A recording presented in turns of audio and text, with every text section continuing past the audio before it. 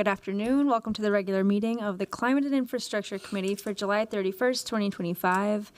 I'm Katie Cashman, chair of this committee. Before we begin, I will offer a friendly reminder to all members and the public that these meetings are broadcast live to enable greater public participation. Please moderate the speed and clarity of your comments so that the transcribers can pick up all comments for the broadcast. This time, I'll ask the clerk to call the roll to verify quorum. Councilmember Vital. Present. Osman is absent. Chavez. Present. Chowdhury. Present. Vice Chair Koski is absent. Chair Cashman. Present. We have 4 present. Let the record reflect we have a quorum. We have 10 items on our consent agenda, which I'll now read. Item 1 is authorizing acquisition of easements from Little Earth Residents Association. Item 2 is authorizing an agreement with Burlington Northern Santa Fe Railway for the 27th Avenue Northeast Railroad Crossing Improvement Project. Item 3 is approving a block event permit for the Downtown Minneapolis Street Art Festival. Item 4 is authorizing a memorandum of understanding with Burlington Northern Santa Fe Railway to store emergency response equipment on city property. Item 5 is filing a report of approved and implemented items for traffic zones, restrictions, and controls for the second quarter of 2025. Item 6 is setting a public hearing for September 18th to consider the proposed 2026 changes to the Downtown Business Improvement Special Service District. Item 7 is adopting a report designating the 2026 citywide streetlight operations fee assessment and setting a public hearing for September 30th for these assessments. Item 8 is adopting a report designating the 2026 citywide street maintenance assessment and setting a public hearing for September 30th. Item 9 is setting a public hearing on September 18th to review the sanitary sewer services availability charges and to authorize collection of unpaid special assessments. Item 10 is setting a public hearing on September 18th to consider the proposed 2026 services and charges for various special service districts. Any discussion on items 1 through 10 or any items that you'd like to pull for further discussion? Seeing none, I'll move approval of all items. Is there any further discussion? All those in favor say aye. Aye. Those opposed say nay. Any abstentions? The ayes have it. Those items are approved. Our next item is a receive and file related to Your City, Your Streets Progress Report for 2025. I'll ask Gustave Stewart, Transportation Planner, to introduce and start the presentation.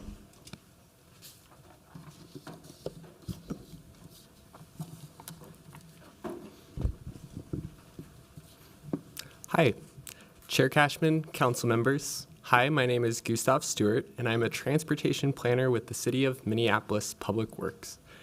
And today I will be presenting the Your City, Your Streets 2024 Progress Report. This report highlights the transportation projects and the associated metrics covering the work completed over the course of 2024.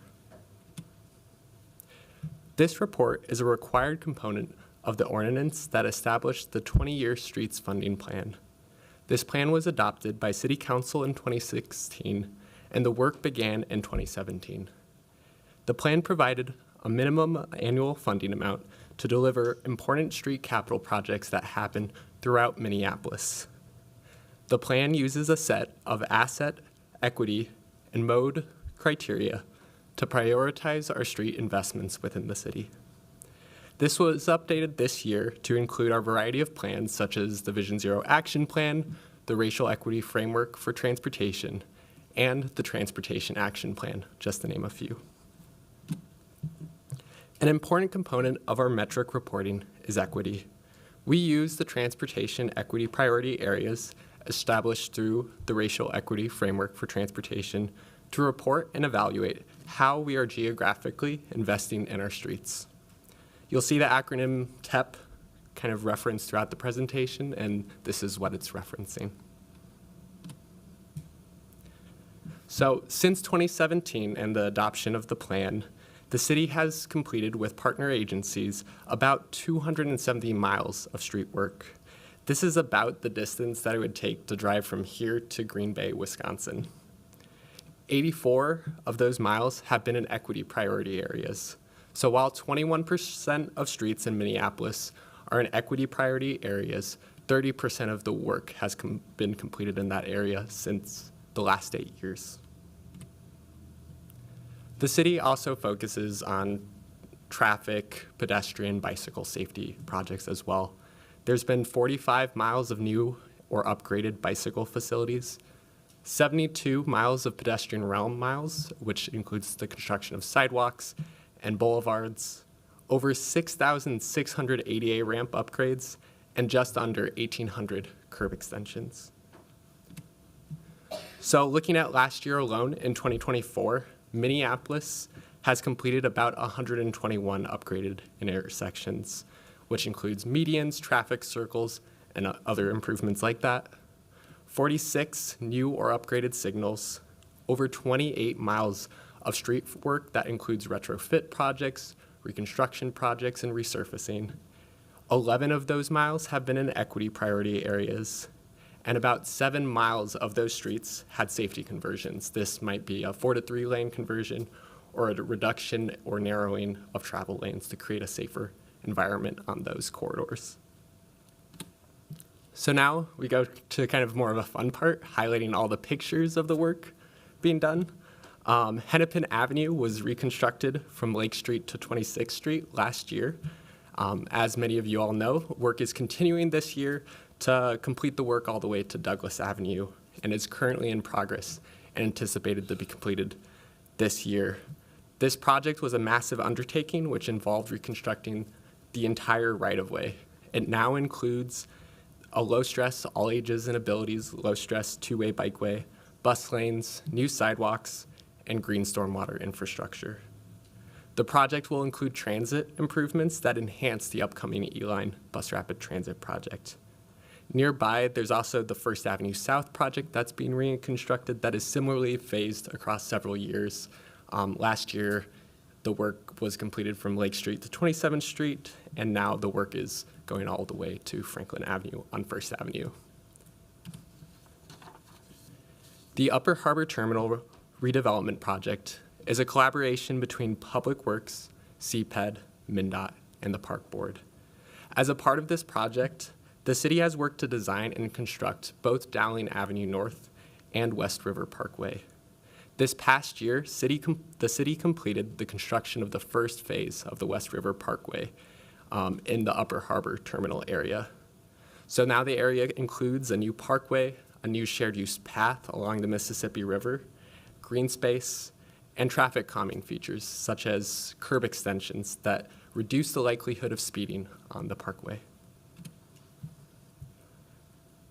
The Hiawatha Lake Street project was a partnership between Hennepin County, MnDOT, and the city.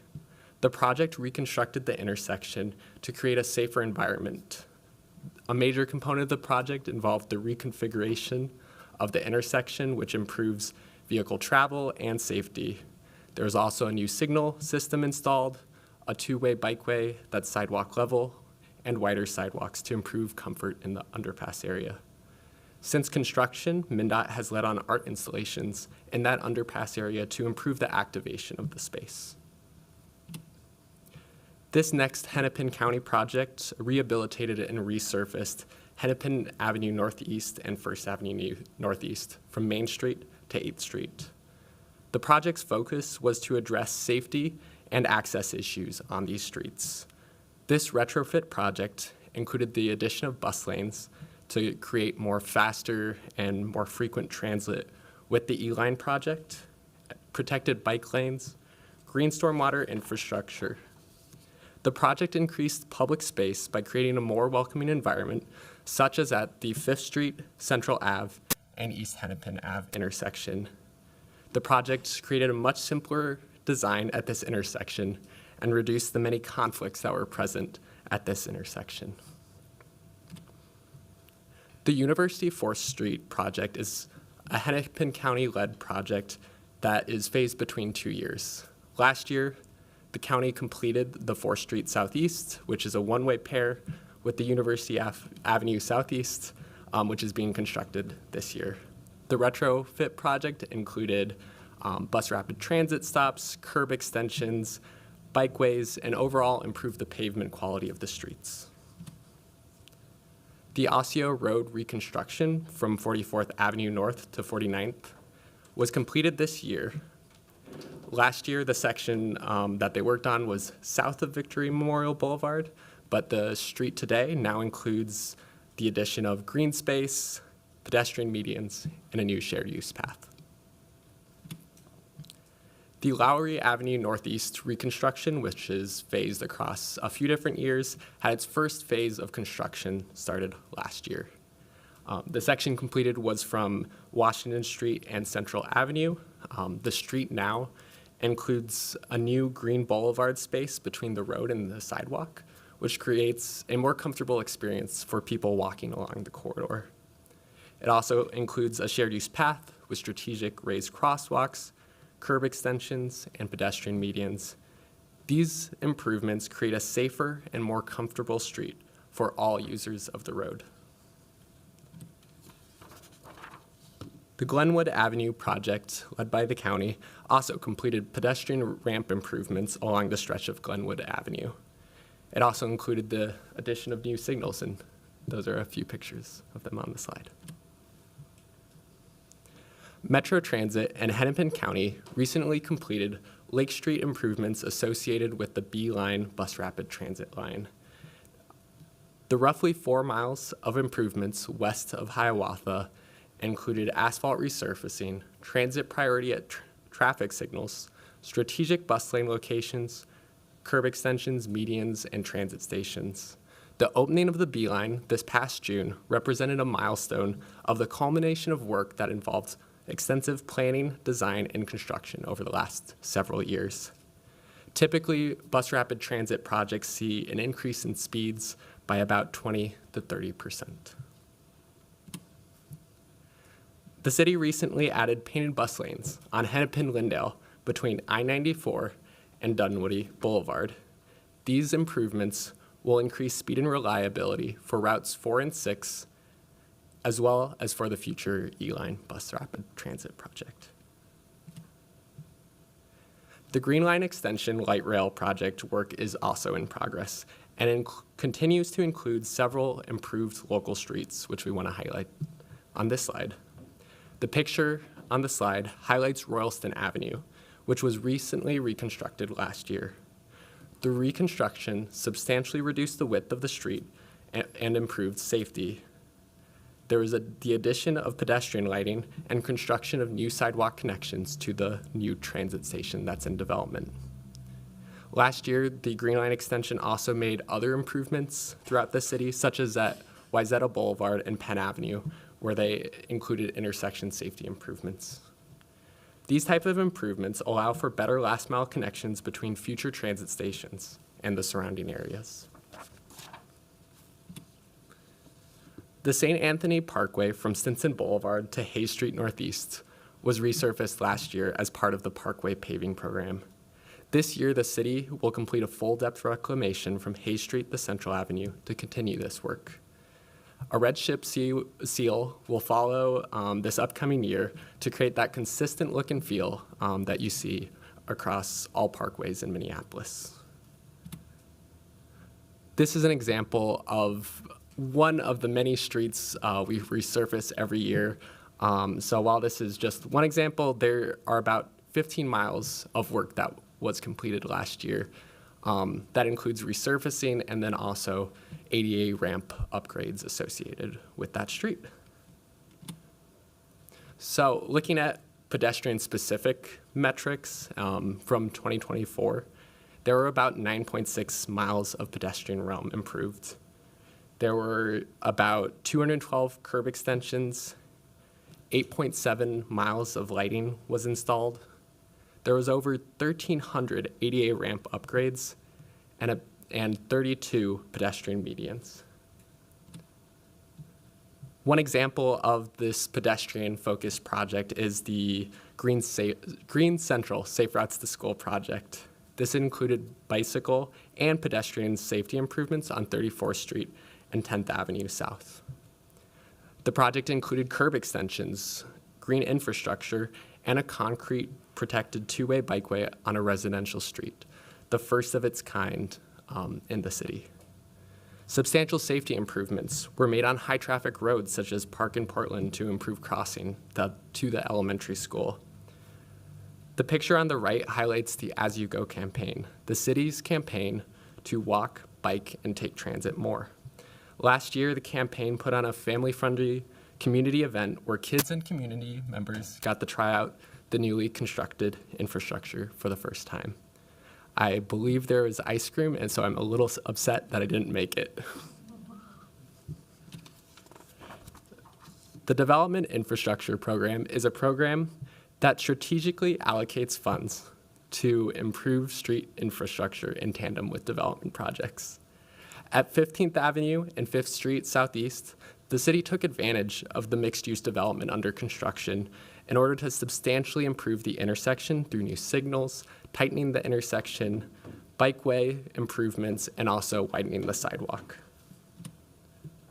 The city led Johnson Street Northeast at I-35W safety improvements, substantially improved the safety for vehicles, pedestrians, and bicyclists at the intersections. These geometry improvements will provide safety improvements at high injury street intersections. This 4 to 3 lane conversion on Johnson Street was part of the 2024 Vision Zero program's safety improvements. By changing travel lane configurations, the city has the opportunity to reduce conflicts and crashes on high injury streets. And this is another example of our 2024 Vision Zero effort where we constructed a pedestrian median on Emerson Avenue to improve the crossing at this intersection and slow vehicle speeds as well. The Broadway Street Northeast Traffic Safety Project included strategic intersection safety improvements along this corridor. Improvements included new signals, the addition of a small segment of concrete to provide separation between vehicles and bicyclists to slow vehicle speeds, and ADA ramp improvements. Looking to bicycle improvements and those metrics, last year there were 8.2 miles of bicycle facilities installed. 6.9 of those miles were protected bike facilities, which might mean a curb, sidewalk level, or bollards. And then about 3.3 miles have been in TEP 1 or 2 areas, which are those equity areas. The city led on a curb-protected bikeway segment along Oak Street Southeast. This serves as an important connection between Hennepin County's University 4th Street project, which I mentioned earlier in the presentation, and the existing Dinkytown Greenway. This project supports bikeway connectivity throughout the city and the University of Minnesota's campus. And then the last slide I have is one example of how the city strategically focuses on pairing resurfacing and other maintenance work with safety improvements. With this planned resurfacing, staff engaged with residents to identify improvements beyond the typical asphalt resurfacing work. The project included the construction of a Ballard protected bikeway to support connectivity and safety along the corridor. And with that, I conclude my presentation. Thank you, and happy to answer any questions. All right, thank you so much, Gustav, for this presentation. I just wanted to share some broad comments about this vision, since this is our opportunity to think broadly about our transportation planning in the city. So first of all, the pictures are really beautiful and help us, I think, get a sense of the impact of these projects. So it makes me very proud to live in Minneapolis and serve this city, seeing all these beautiful photos. And I'm glad the 2016 ordinance set us up to receive these updates. Just in terms of our transportation planning, I continue to see mode share as a really good metric for success of our work. I know we have the goal to get to, I believe it's 2/3 of trips taken, so 60% of trips taken not by vehicle, and I think we are making progress in setting up our streets to be accessible to walkers, bikers, people who roll, and then public transit, of course, to make those options attractive and safe. So we see in these pictures a lot of asphalt repaving for drivers, but we also see a lot of improvements to the pedestrian realm and biking, and transit accessibility for the city. I believe we're now the most bike-friendly city in the country, and with Metro Transit now having a lot more of this sales tax, they're able to expand, improve rider conditions and the frequency and speed of our public transportation options, and then extend the network as a whole. So I just want to thank Public Works for really taking full advantage of the Biden presidency and the IRA, the Inflation Reduction Act, and the IIJA, Infrastructure and Jobs Act, that provided so much of the funding to be able to do these projects. I don't think we're going to have the same level of federal investment in the 4 years to come. And so even though construction is a huge burden for our small businesses and for commuters, and we all feel that in the summer, I personally feel a huge sense of gratitude for the ability to improve our infrastructure and for the ways that we really solicited those funds in the last 4 years to be able to do this work. I also wanted to note that Safe Routes to School is a really important program in our efforts to make MPS a destination school district that parents want to come to. And I think it's really important that we are protecting our littlest, our youngest residents from traffic safety concerns, and that's a good way to do it. And then finally, just wanted to note that this council has tripled our investment in traffic calming, and we're really loving those projects getting implemented throughout the city. But I would like to see, and I think my residents would like to see, the flex posts converted into more permanent infrastructure that doesn't get knocked down as much, so more permanent types of bollards and more permanent traffic circles, that can be planted in, for example, and can be adopted and taken up by neighbors and turned into something beautiful. So that's just a note on flex posts. I think that they do work and they serve us, but they also, when they get knocked down, I think contribute to a little bit of ire in community around just the beauty of those particular implements and how we can make our traffic calming program more contributing to the aesthetic, too, of our neighborhoods as we look to the future. So those are some comments I wanted to share, and thank you so much for this presentation and this progress report. Are there any other committee members who wanted to speak on this? Councilmember Chowdhury? Thanks, Chair Cashman. I'll keep my remarks brief, no questions. Just a big thank you to you for presenting your work on this, and a huge thank you to everyone that played a role in all of the work in 2024 and obviously before that, but in laying a hand in improving the right-of-way for our residents and our community. I think it's like a really positive thing that we can share out to our neighbors, that this is the work that our city has been able to do in 2024. I think it's huge to see that we've improved 121 intersections. I get particularly excited when I see that there's bump outs and pedestrian crossings, and I think our residents certainly are feeling it in different parts of the city. Like Lake Street is starting to feel better and better, and I think that's a good way to trend towards. And I'm appreciative that the city has been spending so much time and attention in high injury streets to not only advocate and kind of put like accountability on ourselves to address them, but I think we're encouraging other jurisdictions to also play their role and start to take action as well, and we're going to need that. And our work is the reason why we were able, in a very, very tumultuous legislative session, to receive traffic calming funding, to receive adjustments to what we can do in MSA streets so we can make improvements, and now we're moving into an MSA street pilot.